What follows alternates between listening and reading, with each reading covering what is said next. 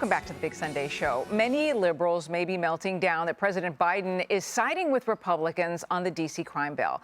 But House Minority Leader Hakeem Jeffries is standing by the president. The Washington D.C. Council passed the bill that would soften penalties for many violent crimes like carjackings and burglaries. And Biden said last week he won't veto a resolution overturning it, to the surprise of many Democrats. Did President Biden pull the rug out from under you and your fellow House Democrats? Not at all. We have a House, we have a Senate, and then we have the White House. Would it be a mistake for President Biden to sign this bill? I don't want to characterize what President Biden may or may not do. What I can say is that I'll continue to support the principle of local government control over local matters. Others aren't so measured. One anonymous House Democrat told The Hill over text, quote, "The White House bleeped this up royally," adding bleeping amateur hour. Heads should roll over at the White House over this.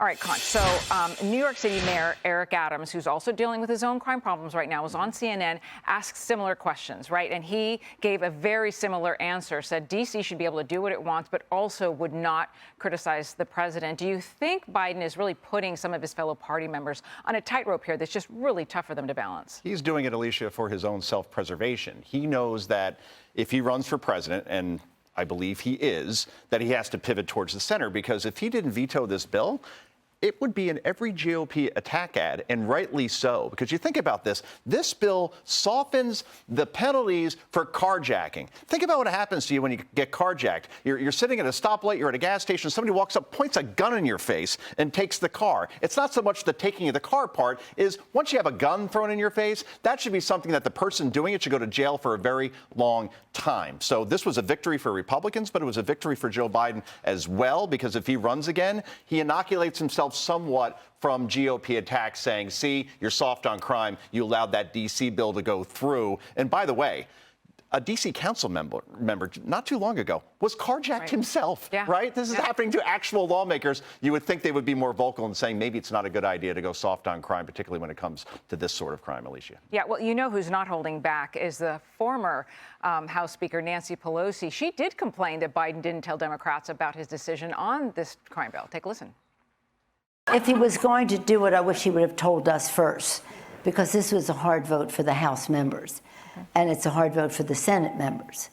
And the mayor of District of Columbia even differed from the legislators who passed it, so it wasn't that clear. I understand why some people voted against, but if the president's going to do it, hey, could you give us a heads up too in the House? So, Charlie, I mean, she's obviously not trying to keep her job in the same way, so she can say what she wants, right? But it's astonishing, actually, if you stop and think about it. So what she's upset about is not the people that are getting carjacked and whose lives are being ruined because they're getting murdered on the streets of Washington, D.C. What she's concerned about is that her fellow members, Democrats, took a hard vote and meaning they're going to pay a political price back home because they supported this nonsense, and then only to have it jerked out from under them by the president. The other thing, not to get too far into the weeds, but I think this is really important. So Joe Biden believes that he believes in D.C. statehood. Always has. He believes that D.C. should be a state. He believes in home rule for the District of Columbia. But in this particular case, because politics is more important to him than any sort of principle or anything like that, he's willing to flip all of that on its ear in order to score a political point or to salvage something sort of politically. Whereas, Republicans are okay with this because they don't believe D.C. should be a state. They don't believe in home rule for the federal city because that's the way the country the whole thing was, figured out in the first place.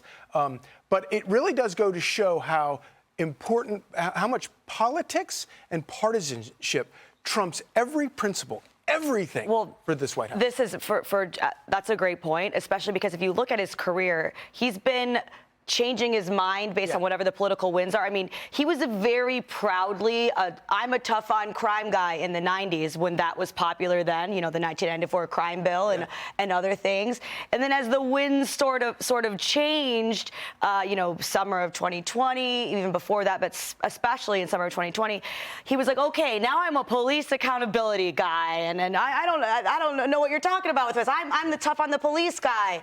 And then now, as they, crime seems to be a concern for more and more people. Now this is what he says here, because I think AOC, when she criticized him and said, if you were a D.C. statehood guy, then you would support this.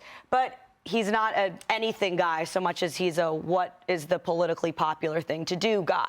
What gets me another 4 years in Washington, D.C. Right. Yeah. Because he's been there for 50. So, but I'm telling you, the next 4 years, that's going to solve all of our problems. When he was running for president in 2008, he publicly bragged about saying, I'm the only Democrat up here who is for hundreds of miles of border security and fencing to keep migrants out from taking good jobs from Americans. You don't even recognize this guy. Now, to Kat's point, it's whatever is the most politically expedient.